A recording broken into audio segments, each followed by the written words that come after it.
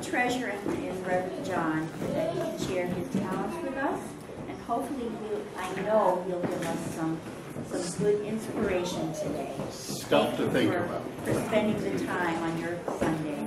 Thank you. Okay. I have been tasked with the idea of, they wanted me to tell you how to talk to each other nicely. So, I don't have a specific, like one compact way. I come at it from 3 different versions of life: Christian ideas, recovery ideas, and systems ideas.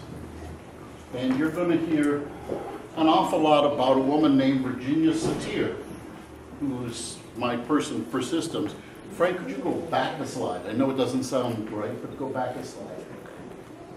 Okay, last week, at the end of our history of the UCC, people had all kinds of energy. Awareness releases energy. So as you learn new things, you get excited, all that stuff that's been buried below, like not knowing, all of a sudden gets released. And so that's one of the pieces that Satir would have talked about. And I just wanted to feed it back to you to explain kind of how she works. Okay. And one more. Okay. Also, Satir. Virginia Satir talks about trying to create a safe space for everybody to think and feel and act and be their best selves. As long as I am the pastor here, I believe these things. You have the freedom to see and hear what is here instead of what should be, what was, or what will be. You have the freedom to say what one feels, what you think, instead of what you're supposed to. Okay? You have the right to feel what you feel instead of what you ought to feel, whatever that is. You have the right to ask for what you want instead of always waiting for permission. And you have the right to take risks in your own behalf instead of choosing to only be secure and not rocking the boat. Okay? So, communication is this thing that moves and is alive and works well when we actually do it. Okay, continue. All right, theology and Christianity. Next, okay. The cross has 2 parts, according to Gabe Thacker. He still does anyway, but Thacker uses it this way. The vertical is God to us, and the horizontal is us to each other. Okay? So among other things, when we do forgiveness, when people say, I've been forgiven by God, I agree. However, it doesn't mean we've been forgiven by the people that we've hurt. Okay? And that piece still needs to be done sometimes. Okay, but both of those things affect who we are as a church. Next. Okay? Next. All right, the vertical part is how we figure out what we believe. Us, God, prayer, sermons, the Bible, experiencing the holy, those little God incidences, or coincidences that seem to have God involved, reason and faith, all lead to faith formation, which hopefully is part of what we're doing now. And that includes, or maybe doesn't, personal salvation.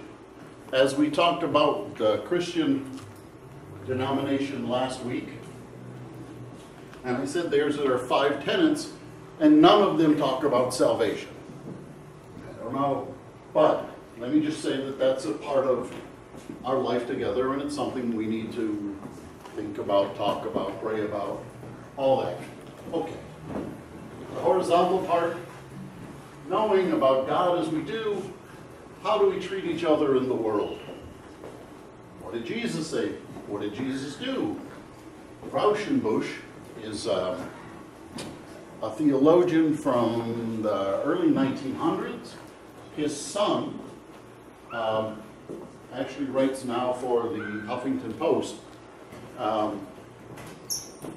about religion. So, but the social gospel is the belief that Jesus teaches us to act in the world, and it's kind of liberalism writ large, but there it is. Etiquette, okay. Now, I wrote this a while ago, and I don't know what the text is, so.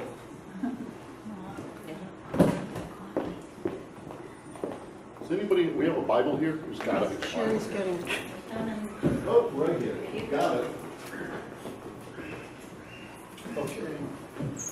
So John 20.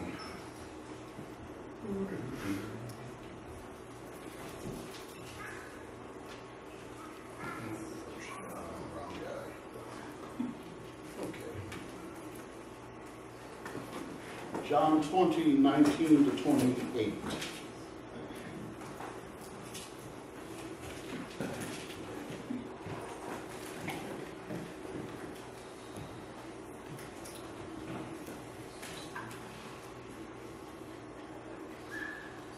Jesus appears to his disciples after his resurrection.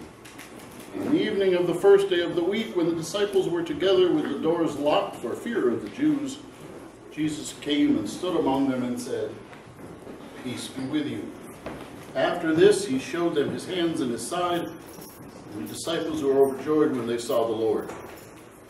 Again, Jesus said, "Peace be with you, as my Father has sent me, I am sending you." And with that, he breathed on them and said, "Receive the Holy Spirit. If you forgive anyone his sins, they are forgiven. If you do not forgive them, they are not forgiven." Now Thomas, called Didymus, one of the 12, was not with the disciples when Jesus came. So the other disciples told him, "We have seen the Lord." But he said to them, "Unless I see the nail marks in his hands and put my finger where the nails were, put my hands into his side, I will not believe it." A week later, his disciples were in the house again, and Thomas was with them. Though the doors were locked, Jesus came and stood among them and said, "Peace be with you," and then said to Thomas, "Put your finger here, see my hands. Reach out your hand and put it into my side. Stop doubting and believe." Thomas said to him, "My Lord and my God."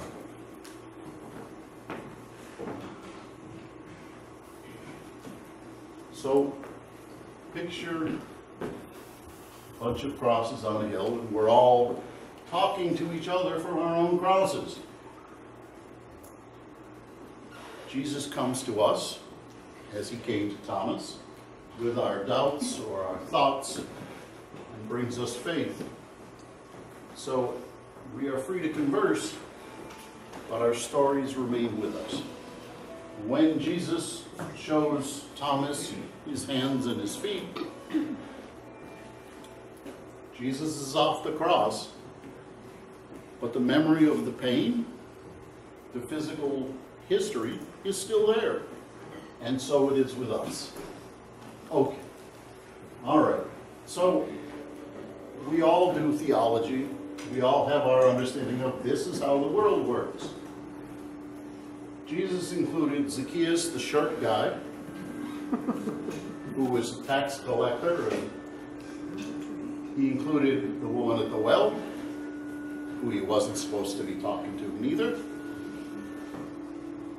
And then he healed the blind man that all theology said we're supposed to hate because, well, his parents must have sinned and that's why he's blind. We can't know each other's stories unless they tell us, unless you tell us your story, we can't know. Or if somebody else doesn't tell you their story, you can't know going in. And that's a big part of communication. So from my perspective, this is how the world works. We do our theology based on what we know and what we have experienced. Okay? All right. Of course, we've come down and off the cross, and sadly, we still carry our crosses, our individual ones. Mental illness, pain, shame, guilt, addictions, etc. Okay? We're one, but we're not the same. And that's a good thing, because it took a lot to put together the package. Continue. We are a community, but we are still us. There's you, there's me, and then the places where we join is the church.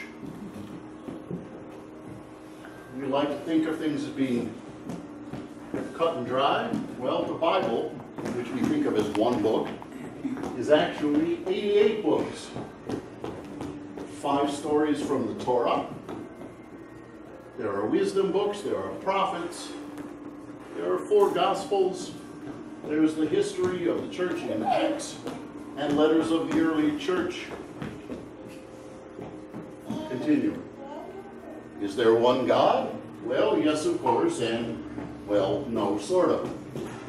God, Creator, in the time before Jesus, Jesus, the Son of God, but still God, Holy Spirit, the Counselor that was sent to us post Jesus being here. They're all the same, but they're not. Okay? All right. So, there is one story of Jesus, different lenses. Mark is the original. His version of the events is very rough. This is how we know it's original, because he didn't add anything all fluffy and make people look good. He thinks the disciples keep messing up. Matthew takes Mark's gospel and is preaching it to the Jews, so he wants to connect it to the Hebrew past. Luke, Mark's gospel, includes the rest of the world.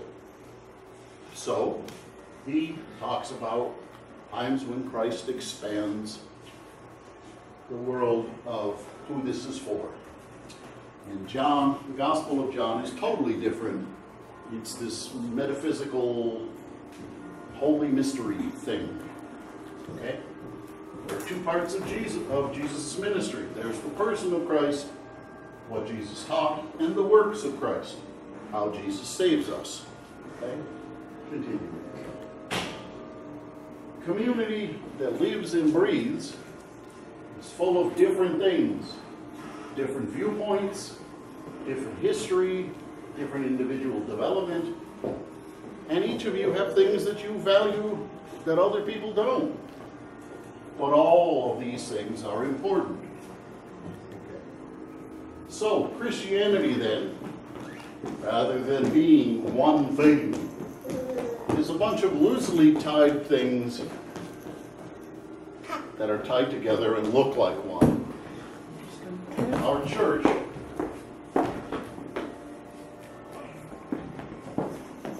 is representative of that. Okay. Does that all make sense, what I just said? Okay, so this is why community needs to happen, because it's way bigger than any one of us is going to have. Okay? To clarify, we are individuals. Church is a voluntary organization. That's a really important thing to remember. People come here because they want to be here. They don't have to be here. They could be somewhere else on a Sunday, but they choose to be here. Okay? Who chooses to be in community and want the community to work, and we want to agree. But now comes the question they ask, how do?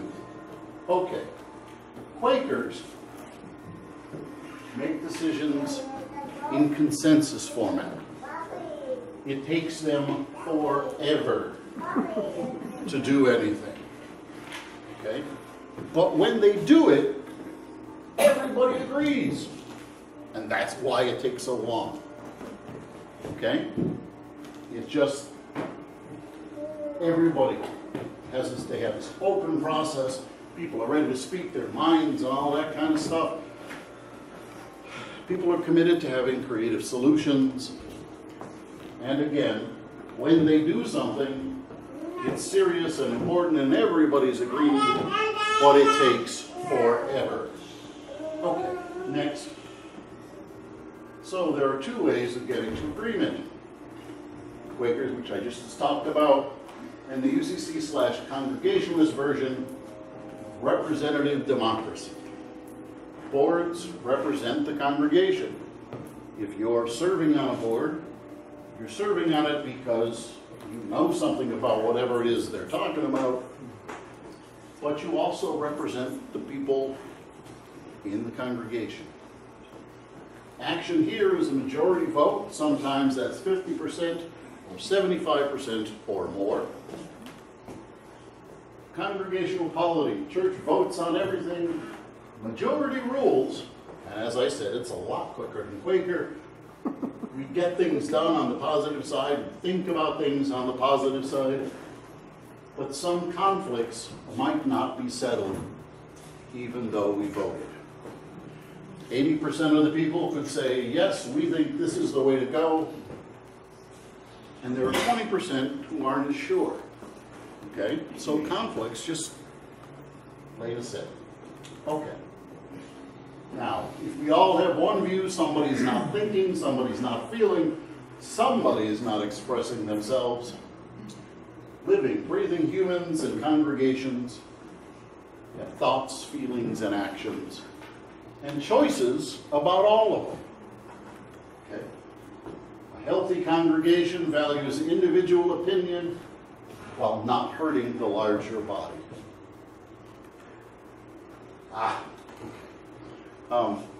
Does somebody have the key fob to get in the office? I want to read you something. Thank you. Okay. When we talk about conflict, we mean all kinds of things. Put two people in a room and it is said you have three opinions. Okay? A difference of opinion is there. What's your favorite color? Purple. What's your favorite color? Okay, that's conflict. There are two people with different opinions. Nobody cares. Okay? Not because they don't care about their individual opinions, but there's not enough energy there to fight about it. Okay? Now that I've said it and they voice their opinions, we move to that category. And if somebody perceived to hurt the other one, like we really cared about somebody's favorite color and we all had to agree on it politically, you'd have the perceived intent to hurt, and the hurt gets returned and there's arguments. This can lead to verbal abuse and physical abuse. Then people go get their weapons. And then there's war. But these are all versions of conflict. Some of them are a lot more dangerous than other ones. Okay? Going on. All right. Any of these questions, this is my favorite, this is from the movie Stand By Me. Yeah. Any of these questions, people can argue about. This last one was the theologian's favorite for hundreds of years. It's an opinion, but people argue about it. Okay, continuing. All right. This is a collection of ancient church documents, and I want to give you an example of the kinds of things the early church was considering. This is from a book called the Didache. Okay, this is from a book called the Didache, which is kind of like a deacon's manual for the early church. Okay? chapter 8, verse 1. Let not your fasts be with the hypocrites, for they fast on Mondays and Thursdays, but do you fast on Wednesdays and Fridays. That's a church conflict. Do we care? No. But it seemed important at the time. So it's important to get a perspective on how relevant or how volatile or whether anybody's going to care in 20 or 50 years.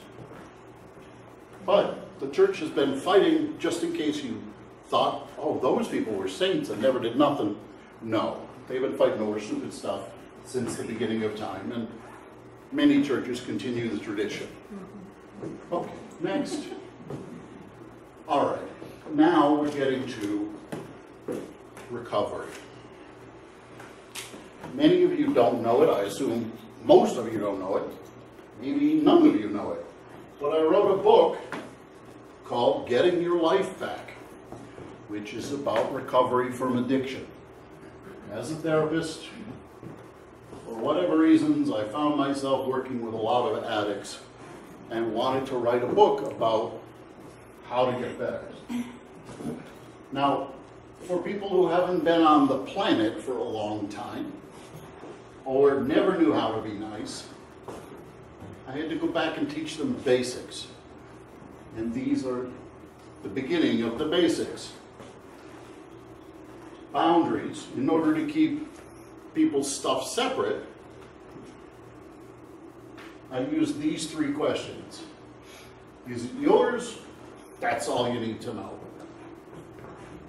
If we're talking about, let's say we're talking about a car, has your name on it, and your teenager, or the guy down the street who's not your teenager, takes it. This applies. Is it yours? No. That's all you need to know. Okay? Is it yours? Yes. Well, okay.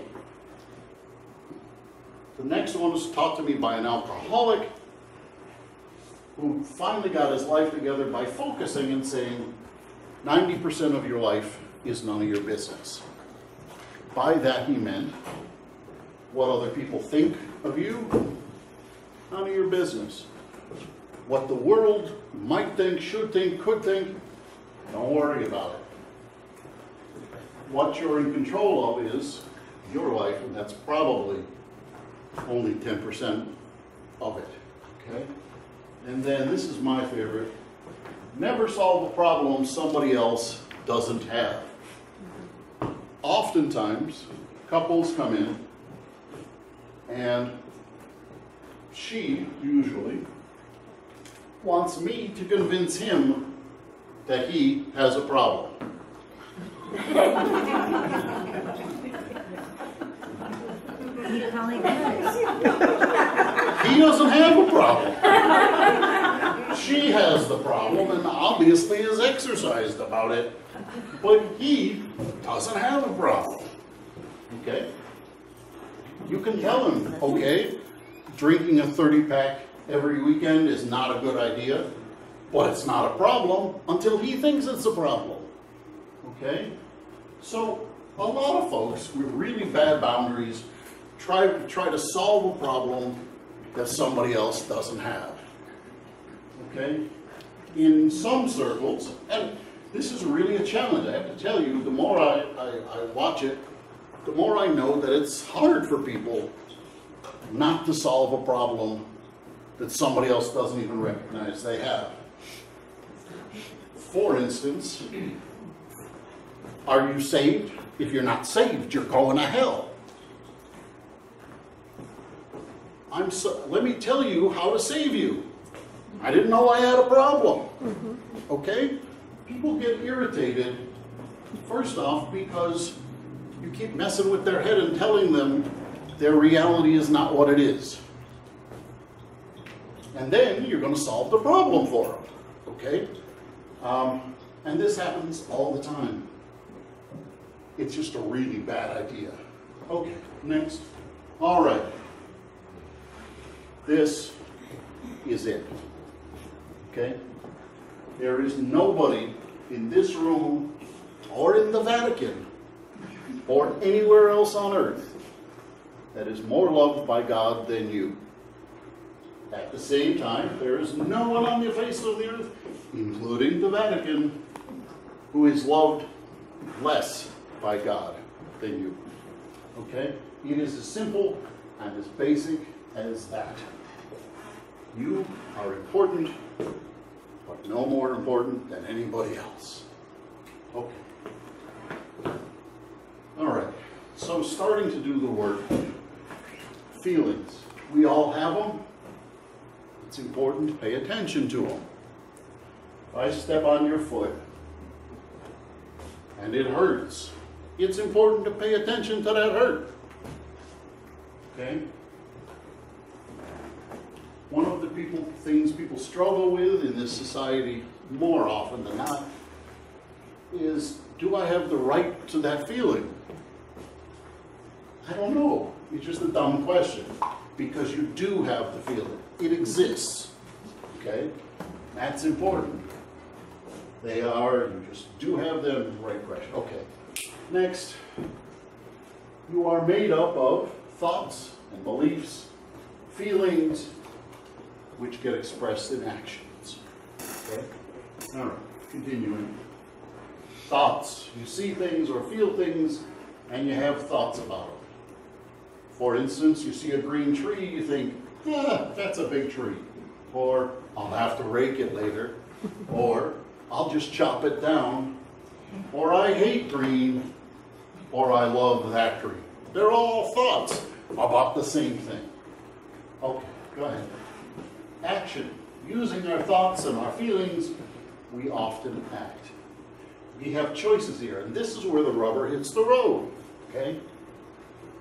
If your feeling is, I hate the tree, and your thought is, I need to chop it down, you can do a whole bunch of different things with your actions. You can attack the tree now.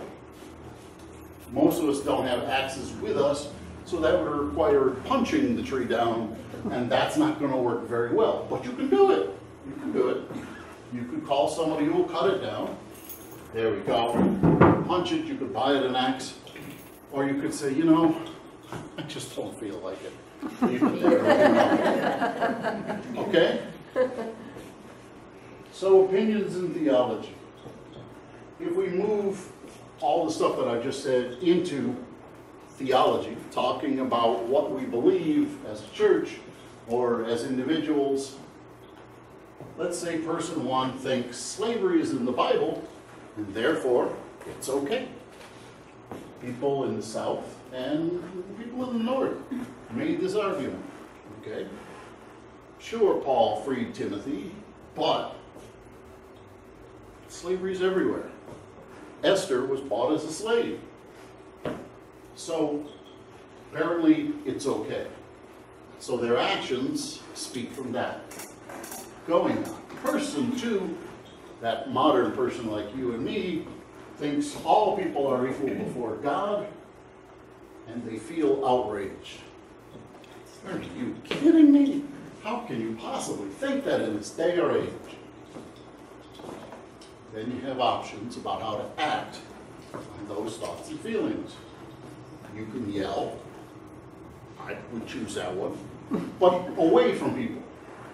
You can let your blood pressure rise.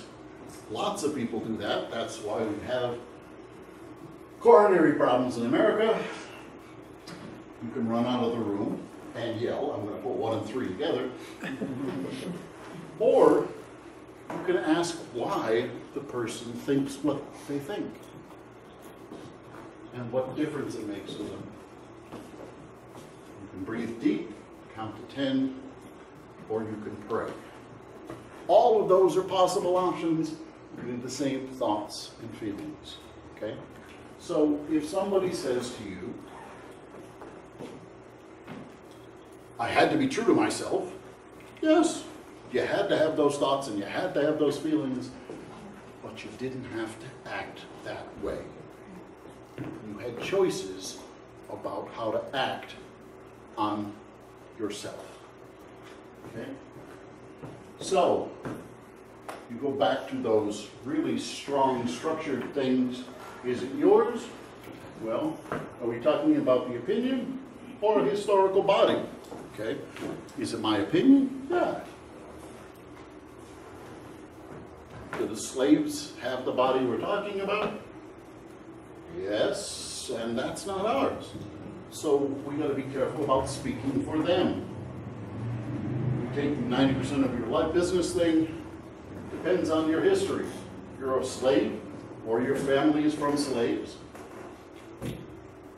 You're speaking from a different place than somebody who never was. Okay? Who has the problem?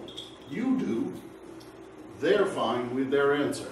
Okay? If you're person number 2, and you're getting all bent out of shape, which I would do, about slavery and somebody else's opinion, I've got the problem with their opinion. They don't have a problem. They know exactly what they think and feel. Okay? And they know their logic. Okay. So, one of the ways that we communicate who we are is through I statements. And I statements have boundaries. Okay, so let's say a person says, slavery is okay. You know, I may feel nauseous as I hear the person say that. And I can say, you know, I feel nauseous as I hear you say that. You can say, I get angry when I hear you say that. Or I feel incredulous when you say that. Now, nothing's escalated here. This is just me telling you what's going on with me. Okay? Thoughts? I must have heard you wrong. Is that really what you believe? Or, I'm confused. Why do you believe that? Or, my ancestors came here under the Mayflower. That is, they were slaves. Okay? All of these thoughts. I statements can't be argued with. You're just giving your feeling or your thought aloud. There is no argument. It's about you. Now, people without boundaries tell other people what they're thinking or feeling. You can't believe that. Or, this is my experience. No, that can't be right. No. Okay? It is. Nobody else knows what you think or feel simply because they're not you. At the same token, you don't know what anybody else thinks or feels because they're not you. Okay? Your real feelings and your real thoughts are powerful. There's a guy who wrote a book called Power versus Force. And what he says is they've done scientific experiments. If you hold your arms out and somebody asks you a question, if you tell them the truth, your arms have more strength. If you lie, your arms are weaker. You will go down. Okay? Thomas, there's a scientist named, last name of Thomas, who says the reason that lie detectors work is because it measures stress. Lying is stressful. So telling the truth allows your strength to come out. Okay? That's why stating your thoughts and your feelings is important and helps you feel stronger and powerful. Okay. All right. So all of this acknowledges conflict, like the Wednesday, Thursday thing, but it doesn't lead to violence. As we said before, these two have a conflict already about the purple-blue thing, okay? But saying it doesn't make it more of a problem. It's just there, okay? On the other hand, it does make it solvable if they really want to fight about it, okay? Once you know what the argument's about, then you can work it through. But until then, nothing's going to happen. Okay, continue. All right, this is my gal. She died in 1988 at the age of 82. And she is probably the most brilliant woman I've ever read, ever. So the thing about satire is that in the 1980s, when there was a lot of talk about dysfunctional families, satire coined the phrase dysfunctional. But she didn't mean it like, oh, they're dysfunctional. Dysfunctional means simply doesn't function or doesn't work, okay? So something that's dysfunctional, a dysfunctional family, just doesn't work for the people who are in it. That's all, okay? But for people who like name calling and diagnosing and pointing fingers and all that stuff, satire was having none of that. Satire wanted to talk about what health looked like. And that's what I challenge this congregation, and frankly every other congregation, to do, is to seek health rather than avoid dysfunction, because then you spend all your time looking the wrong way. Can I have two people come up? Just stand. Oh, you two, you're right there. Come on up. Okay, you stand here. You stand here. Okay. I knew a lot of people when I was growing up who were very interested in what they called spiritual warfare. And they would spend all their time talking about the demons and devils and all the stuff that they fought against all the time. God was back here. They didn't spend any time talking over here. This is where all of their energy and time was spent. Okay? This is exhausting. Health, God, is over here, and that's where we want to spend our time. Okay? Thank you. Does that make sense? Okay. But a lot of people fall into it. Okay, so, feelings of worth. You want your kids to feel good about themselves, or if you want yourself to feel good about yourself, or your congregation to feel good about itself, feelings of worth can flourish only in an atmosphere where individual differences are appreciated, mistakes are tolerated, communication is open, and rules are flexible. If you have a rule that says, no, under any circumstances, it's going to come back and bite you. Okay? The kind of atmosphere that is found in a nurturing family. If this church wants to be a nurturing church, that's how we're going to have to do it. Continuing. Okay. Way too much stuff to read for now. Continue. Satire quote number 1. The problem's not the problem. Coping is the problem. A lot of people come to me and say, I have a problem and that's horrible. I'm like, okay, I'll agree to the first one, but that doesn't make you a bad person. It makes you a person who has a problem. And beating yourself up for having the problem, it's a waste of your time and energy. Okay? So, conflicts are always going to come up in the church. Having conflicts isn't the problem. Coping with those conflicts, that's where the challenge is. Okay. All right. You always, always, always, always have the right to say what you think and feel to a person that has hurt you. You have the right to say what you think and feel about that hurt and why you think or feel that way. Why? Because you were created by God. And as I said before, you have equal value to any other person who was also created by God. Okay? So it's your quotes. Okay, transactions.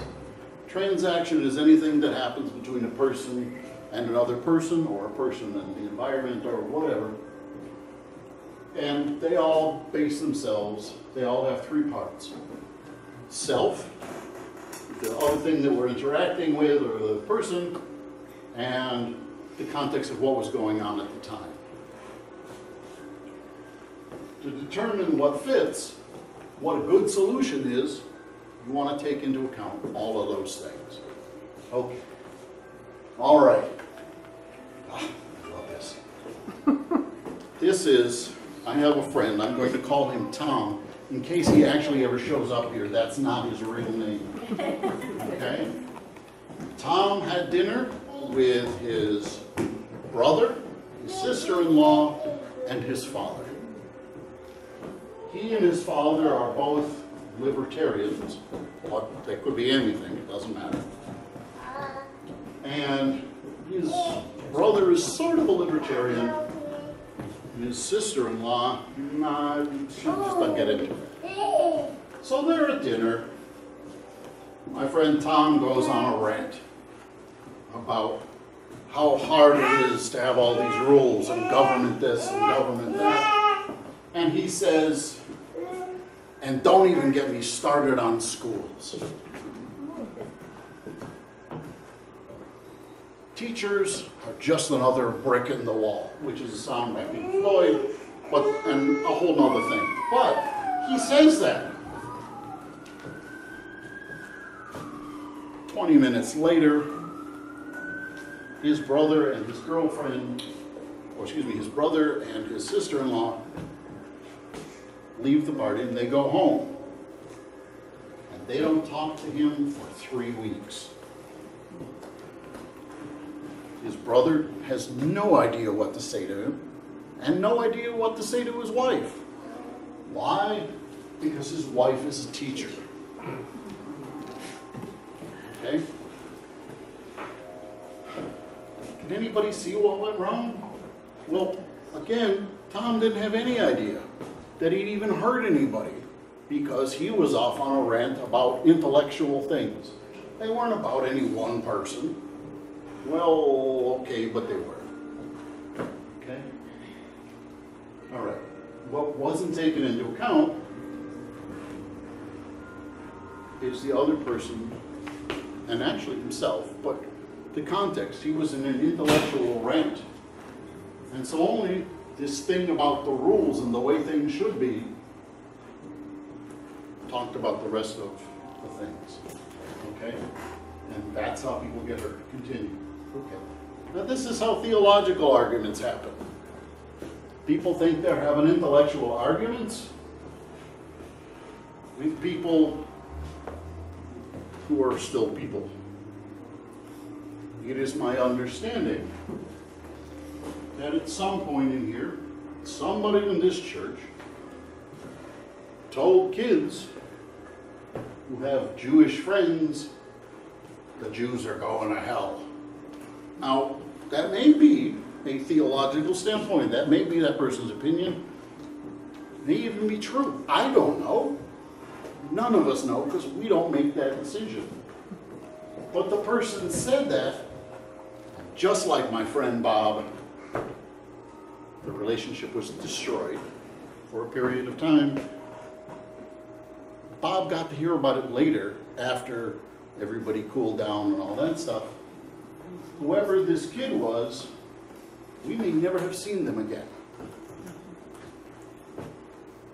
When people start going, my way is the only way, and this is what it is, or this is what the Bible says, I'm just telling you, they miss the interaction of human beings. That's how we avoid conflict, is by taking everybody into account. Okay? So when I'm talking, I will say, this is really what I believe, but it's my opinion. Okay? So if the person in whatever Sunday school that was, at whatever point in the world it was, said, this is what it says, I don't know what to do with it. But I don't know. Then the kid can either challenge them in Sunday school or go screaming home to their parents and say, this is what they said that the Bible says. Not what the church said, not what that guy said, but this is what that guy said the Bible says. Okay? And then they can discuss it and work it out there. Satir talks about 4 ways of coping, 5 ways of coping, 4 ways of trying to cope, and a 5th way of actually coping. If you're in a conversation with somebody and all that's important is the other person and the rules, you end up placating. Okay? You end up saying, doesn't matter what I think. If you think you're important and the rules are important and the other person isn't important, you get blaming. My friend Tom lives life in the super reasonable category. He's talking about philosophy. He's not talking about life or real people. He's talking about philosophy. And irrelevant is that, hey, look there thing. Okay? Let's go to the movies. Let's play a video game. Let's do any of those things. And all of those are important. There are times when you can choose to say, you know what, my stuff doesn't matter. I'm at work, my daughter calls, she's sick. My work goes to the side, and she becomes important. There are times when I want to say to people, you messed up. You really did. Blaming is a reasonable thing to do. Congregationalism is all full of intellectual troubles and problems, and sometimes it's fun, it's good just to have fun. Okay? But if you stick in any one of these things, it doesn't work. The best way to be is what Satir calls congruent, which is your insides and your outsides match. People know who you are because they can see who you are.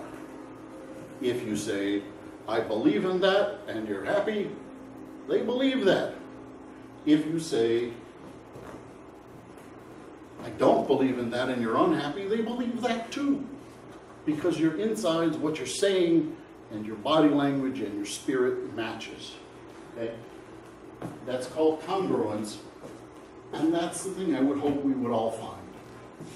But Satir says 1 person in 10 maybe uses that all the time. Okay, continuing. All right, I put this in for you. Go 1 more over. Go back, sorry.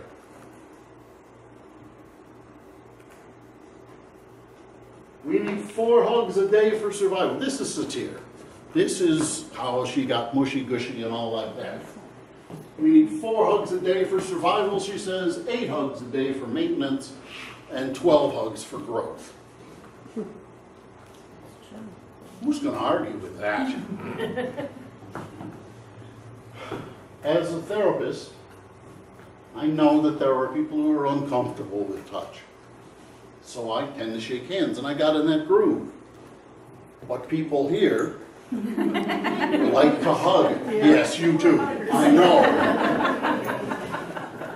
And it feels great. But I have to get used to it. But that, see, there's no, oh, you're a bad person if you're not hugging. She just says, let's do it. Let's have fun.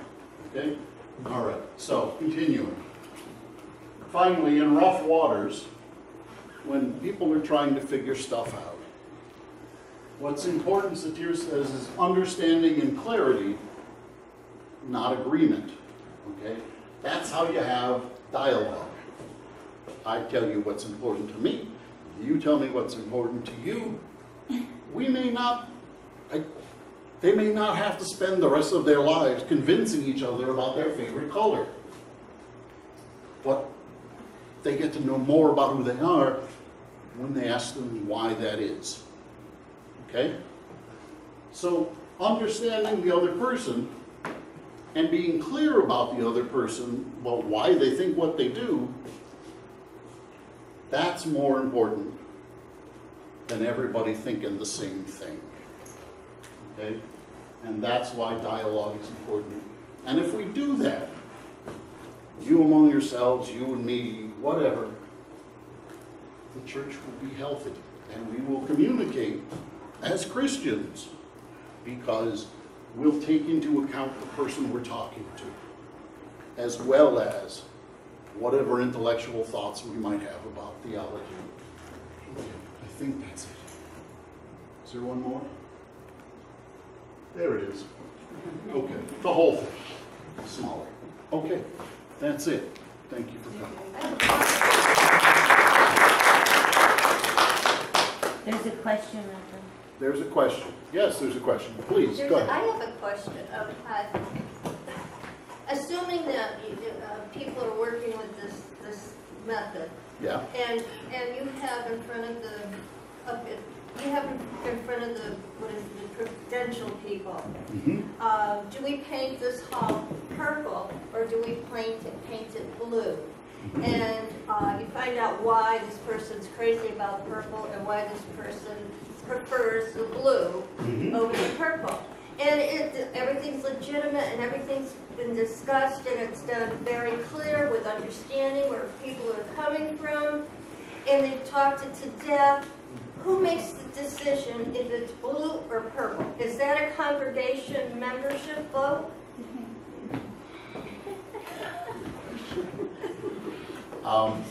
That would be my decision. And for you?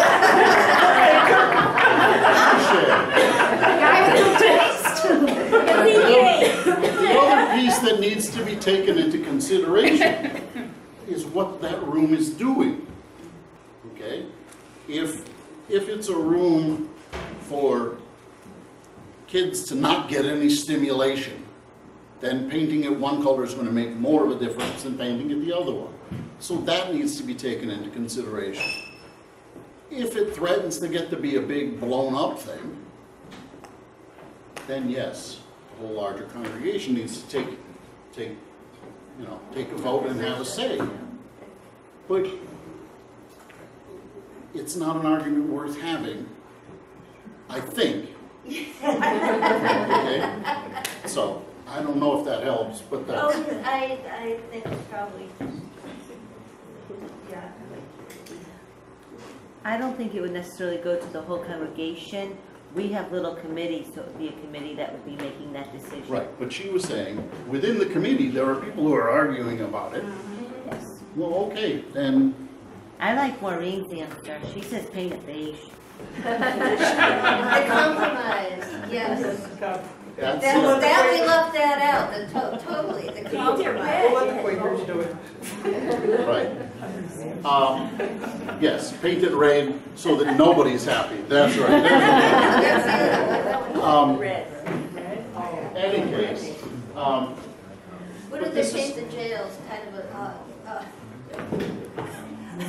in any case, you want to take into account what the room is going to be used for. I understand, what I it is. understand, Okay. yeah, and that piece of it. But we want to limit things, she's right, we want to limit things to as small a group as we need to make the decision. Yeah, and again, but that's not the total. That reminds me of like my first experience was just recently in a condo situation. Yes. Whoa. So I'm just getting used to that, and I find this whole process similar. Right. But the condo association, like the church, is a voluntary organization. Exactly. If you don't like it, you can leave. Exactly. And they don't vote. I just had another thought with what you said. When we're on our committees, we're really not supposed to be representing our own thoughts. We're supposed to be representing the congregation thoughts and voting that way. Would that be accurate? How should do that? This wanna hear is, the answer. okay, but representative democracy, this is the thing that we have in our government right now. Right, It's not so I'm working very curious. well. When on a board and a committee, because you're already a member of the congregation, we trust that you know what you're doing. So that piece is part of it, okay? And we trust that you can make decisions about what color toilet paper we need without consulting everybody else.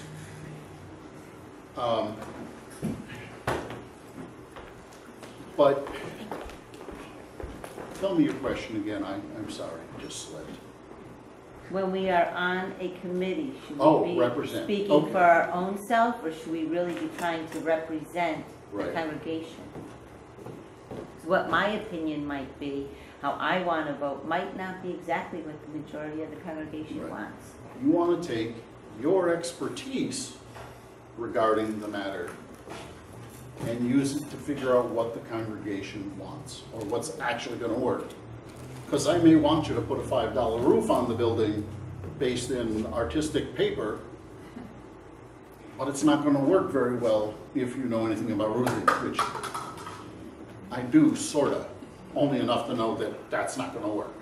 But at times, it may not be what the congregation wants. They may not know, or there may be diverse opinions, but it may be what is best Right. for the congregation. And that's where the expertise of the committee members comes into play. Right. Okay? Awful lot of Thank you. trust, awful lot of trust is required of that, Mhm. of only a few people to, it's like the electoral college. Why did they even begin that in the beginning? Because they felt as though they could be trusted and not the individuals out in the woods that couldn't even read to know what they Right. wanted. So we were gonna tell them what they wanted. Yep. Where do you draw the line? Can I just remind everybody here Yeah. that if you are interested in serving, step up and say so, and we'll Absolutely. gladly put you on a committee. Don't stay in the background and complain. Well, you should even go to the meetings. I That's think right. that's worth a lot right there. Again, it depends on who you think has the problem. If the church has the problem and you're going to go in and solve it, it's going to be a little work. If, on the other hand, you acknowledge that you just don't like the way things are done, then you need to go solve it. Okay? So if 8 people decide one way, and 2 decide the other, and well, in here, well, the 8 it's gonna go their way, but the conflict doesn't go away because you still have those 2 that are having difficulty, Right. and they don't want to go away. Okay. So how do you, I think that's kind of where we are. How do you let it go? How do they let it You have to go? learn Okay. to agree to disagree. We're Congregationalists. Majority rules. We're not Quakers. We don't do consensus. It's important to remember that if you lose this vote, you're one of the 2 that thought otherwise. You're going to win on some other vote. Because it's just the nature of life. We just don't always know everything. Sometimes we're wrong. If, however, your 2 continue to not go their way, then they might consider looking for another church. So what you're saying is the responsibility of, I don't want to say the loser, but the person that didn't get their way, it's up to them to make the change in themselves. Right. The person who has the problem needs to solve the problem for them because they have the problem. Okay? And we have to trust, I have to trust that you big boys and girls, you can do this stuff. And if you can't, well, come talk to me, sure. But honestly, people get bent out of shape and get rigid about it must be this way, and the rest of the world doesn't necessarily see it that way. So they have the choice of, do I want to be a part of the larger whole and have this part of me ignored, or do I want to hold fast to what I believe. Okay? Either one of those is a good answer, by the way. Hang on just a second. Yeah. When we talked about Martin Luther last week, Luther was the one guy at the meetings who said, no, the Pope can't do that. He said, when asked, here I stand, I can do no other. Okay? That's congruence. That's his insides and his outsides matched. This is who I am, this is what I think. I don't care what you think about what I think, what you need to know about it. Okay? And he would have preferred to stay a part of the Catholic Church. After a while, it became apparent to him, as well, it may have long been apparent to the church. You know, the Pope may have said, I want you out of here now. But Luther, on his own, decided at some point, they're not going to work with me. So I have to live my life according to my own conscience. And that's why we have Protestants and Catholics. Okay? Does that end? I hope that answers your question. That's good. I just wondered if part of who we are, being born, brought up as New Englanders, and having our everything we know stem from being New Englanders, if that has something to do with the way our rigid, the way we can become rigid and controlling, and it feels comfortable to us. There's a reason that the old man in the mountain was the symbol for New Hampshire. He's granite.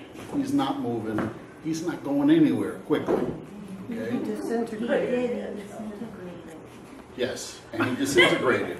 That's correct. But right up until that point, he looked fine, and he wasn't going nowhere. There's your metaphor. Okay? Yankees have a very strong sense of tradition. And that means really good things, like we know way back when our ancestors did X and Y and Z, and why they did that, what was important to them and all that stuff. On the West Coast, for instance, when I lived out there, I asked my neighbor, so what nationality are you? Everybody here can answer that question. My neighbor said, I'm white. Yeah. Oh. It's like, what? They didn't even know the word. They didn't even know the question of nationality. Okay? So they lose out on all the really good Italian food and the really good Mexican food and all that stuff because they want white. And they have no cultural memory.